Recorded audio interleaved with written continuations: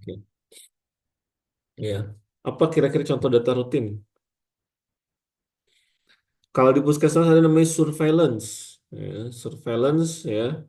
Contohnya surveillance yang dilakukan itu contoh demam berdarah. Ya, demam berdarah musim atau lagi nggak musim itu tetap dilaporkan.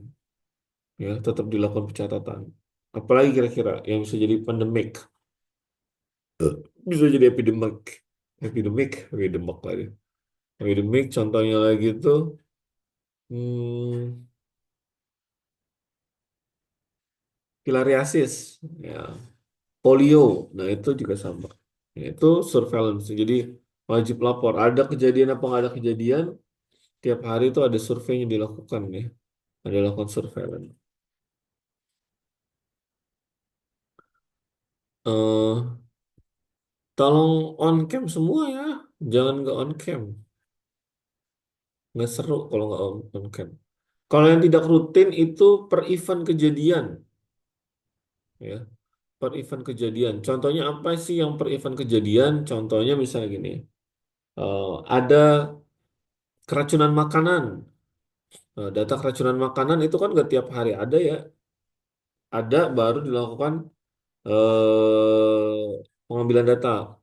Atau misalnya kayak kalian meneliti gitu ya. Kan nggak tiap hari dilakukan, nggak ada data rutinnya kan gitu ya, sumber cara ngumpulinnya ya. Nggak tiap hari kan diambil ya gitu. Jadi keywordnya adalah apakah data diambilnya itu eh, setiap hari atau enggak gitu ya. Nah, dalam pengambilan data ada beberapa istilah yang penting. Contoh, ada yang namanya apa? Variable ya, variables. Jadi variable itu asal katanya dari variation ya. Variation itu artinya ada variasi, banyak banyak eh eh, variasi, banyak variannya. Apa sih yang dimaksud dengan variabel dalam penelitian ini? Itu adalah suatu sifat yang akan diukur atau diamati yang nilainya bervariasi antara satu objek ke objek yang lain. Syaratnya objeknya itu ya, ya eh, nilainya akan beragam. Ya, sorry. Ya. Contoh misalnya objeknya tinggi badan, panjang badan pada bayi. Ya, nggak apa-apa Erwin. Ini mau ikutan kali ya. Oke, jadi contohnya panjang badan kalau pada bayi baru diukur. Nah, setiap bayi kan yang lahir gitu ya, pasti punya panjang badan. Ya, nggak mungkin nggak ada panjangnya itu misalnya. Pasti ada panjangnya. Nah, itu objek yang dikaji panjang badannya itu menjadi objek atau variabelnya, ya, variabel penelitiannya. Ada lagi misalnya berat badan. Kemudian misalnya lagi eh tingkat stres. Ya, setiap manusia pasti punya tingkat stresnya. Apakah tidak ada, ya, atau ringan, sedang, berat, gitu ya, atau ada. Itu namanya variabel. Jadi suatu sifat yang akan diukur atau diamati yang nilai bervariasi antara satu objek ke objek lain. Lalu ada lagi namanya agregat. Nah, agregat itu keseluruhan kumpulan nilai observasi yang merupakan suatu kesatuan dan setiap nilai observasi hanya mempunyai arti sebagai bagian dari keseluruhan tersebut. Jadi gini, misalnya saya tanya ya, hmm, mahasiswa yang ada di sini, ada yang eh, membawa kendaraan kalau ke kampus, motor atau mobil, ada ya. Nah, jadi misalnya variabelnya adalah jenis kendaraan pribadi yang misalnya saya mau bikin bikin survei yang isinya gambaran penggunaan transportasi umum, ya, dalam sehari-hari. Nah, surveinya misalnya adalah ke mahasiswa UIS.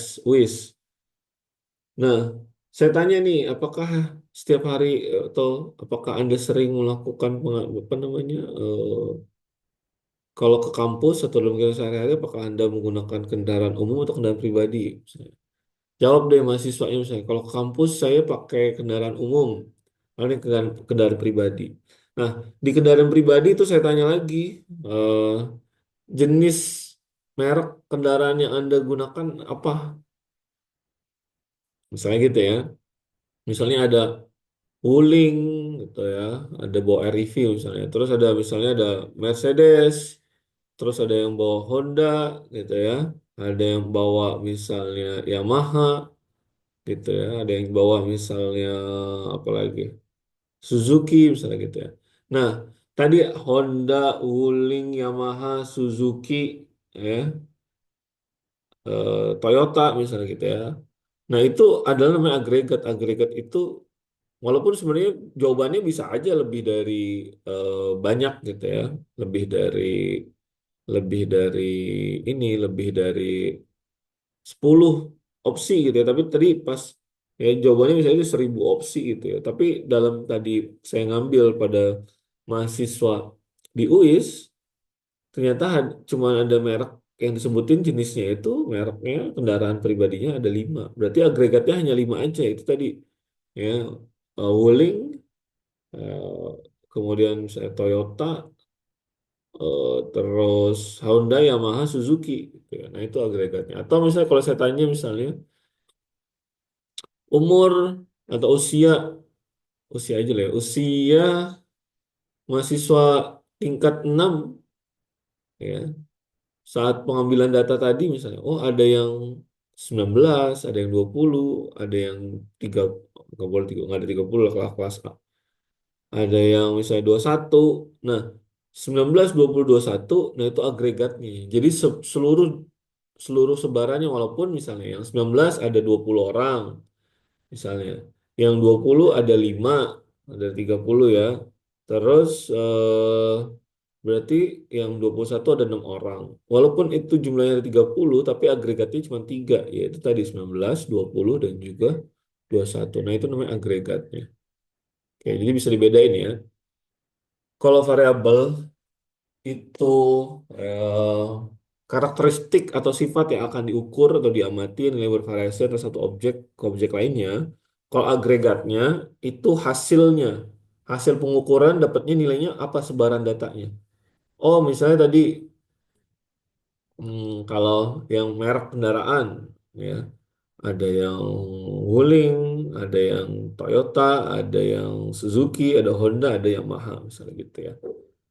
Itu sebarannya itu ya. Walaupun tadi sampelnya ada 30 ya, tapi sebaran datanya jawabannya cuma ada 5. Nah, itu namanya sebaran datanya itu namanya agregat ya. Oke. Nah, kemudian ini ada yang namanya skala ukur. Skala ukur itu ada 4. Ada yang namanya nominal, ordinal, interval, dan juga rasio. Nah, kalau kita bagi ya,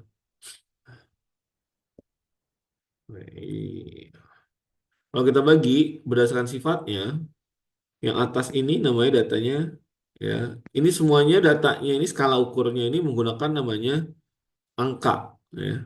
Semuanya pakai angka. Cuma angkanya ya, angkanya itu apakah dia sebagai label atau sebagai value atau nilai yang sesungguhnya. Nah, skala nominal ordinal itu angkanya itu hanya sebagai labelnya aja.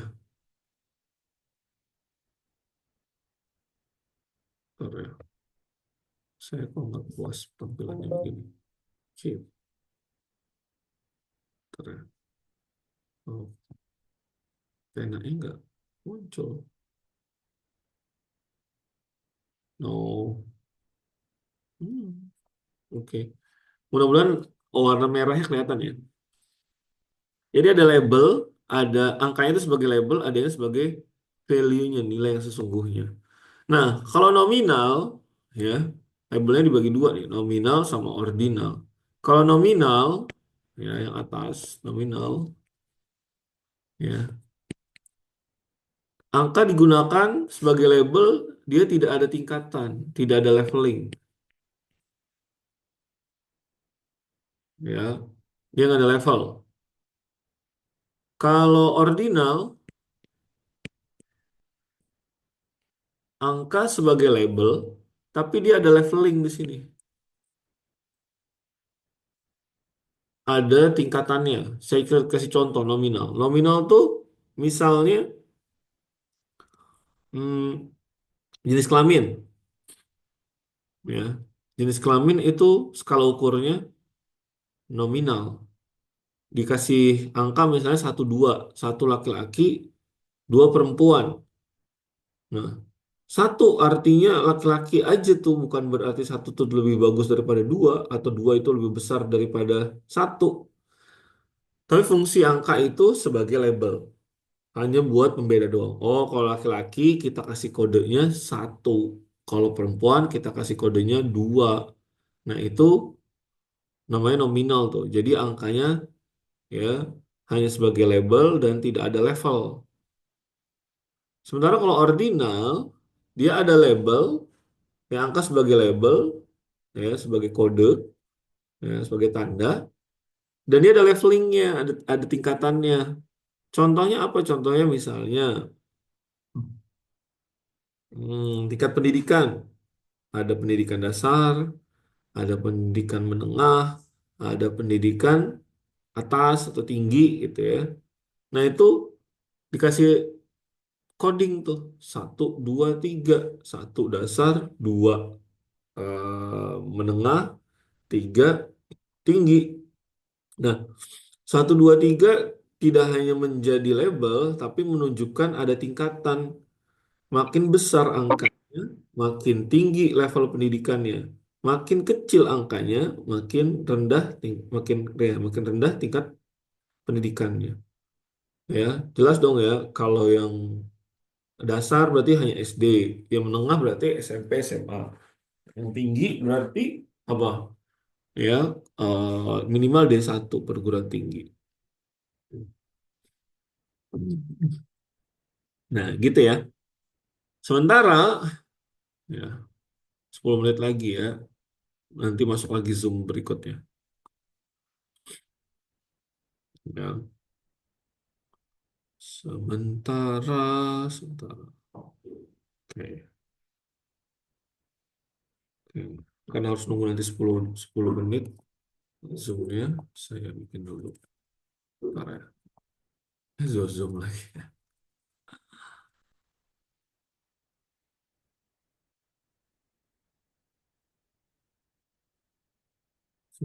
Surya perlahan mulai tenggelam.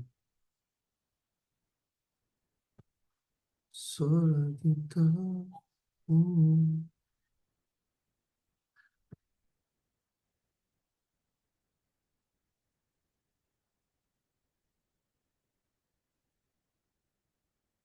Tunggu ya, saya ini. Nanti kita 8.45.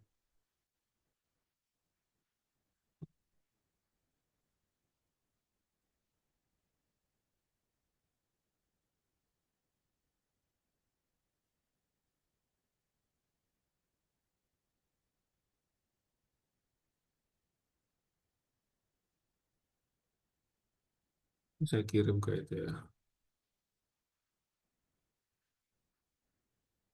Nah, sementara tadi udah sampai mana sih kita? Sudah sampai di sini. Oke. Nah, saya ganti dulu nih. Warnanya warna hitam. Nah, nah.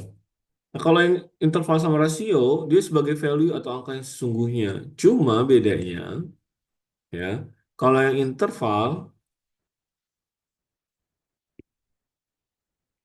ya, interval dia punya nilai mutlak. Tidak punya, sorry. Dia punya, dia tidak punya nilai nol mutlak. Ya, satu lagi dia cirinya lagi, dia non comparable.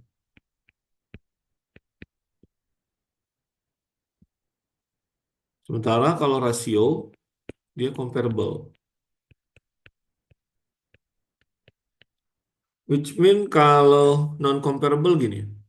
contohnya ya, contohnya interval itu adalah, hmm, contohnya adalah non comparable-nya itu kalau apa deh? Non comparable-nya itu contohnya suhu. Nah, suhu misalnya gini. Kita tinggal di Indonesia suhunya rata-rata di 33, 35 ya.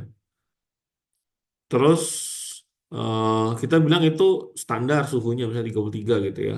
Nggak panas. Tapi kalau misalnya orang Eropa main ke Indonesia 33 itu kulitnya kebakar merah-merah. Nah, dia bilang panas, hot gitu ya.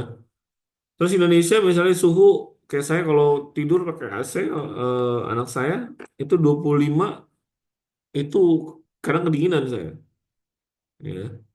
Tapi kalau di luar negeri 25 suhu ruangan standar. Ya, dia dingin kalau di bawah misalnya di bawah 5 derajat baru dibilang dingin sama dia. Karena rata-rata mereka itu di 15 sampai 20 gitu ya. Itu suhu suhu ruangannya sekitar ya suhunya di sana 15 20 gitu ya. Apalagi di Eropa Timur ya, Eropa Utara. Nah, itu gitu. Nah, jadi dia nggak comparable. Jadi nggak bisa ngebandingin ngebandingin kita mau membandingkan eh, kalau respondennya gitu, sampelnya itu tadi orang Eropa, pasti hasilnya jawabannya beda. Kita nggak bisa bilang bahwa 30 derajat Celcius itu nggak panas, ya. Tapi di orang Eropa bilang panas. Jadi contohnya interval tuh suhu, gitu ya. Tapi interval ini udah mulai ditinggalkan. Ya, maksudnya suhu ya udah dimasukinnya nanti ada namanya, ya. Kalau ke semuanya ini kalau digabungin namanya scale, ya. Scale. Scale tuh artinya tadi bisa kok apa namanya scale itu ada angkanya dengan value yang sesungguhnya itu nanti digabungin. Tapi eh, itu kalau sudah agak advance ya ngomongin itu. Tapi kalau ini kita balik, balik sini. Yang akan saya ajarin cuma skalanya itu Noir, nominal, ordinal, interval, dan rasio. Sebenarnya kalau rasio itu comparable. Kenapa comparable? Karena dia punya nilai nol mutlak. Ya, dia punya nilai nol, punya nilai nol. Ya. Kenapa? Jadi gini, saya tingginya misalnya 150 cm. Ya, aslinya 174 ya. 150. Tinggi anak saya misalnya 75. Oh ya, 75 cm.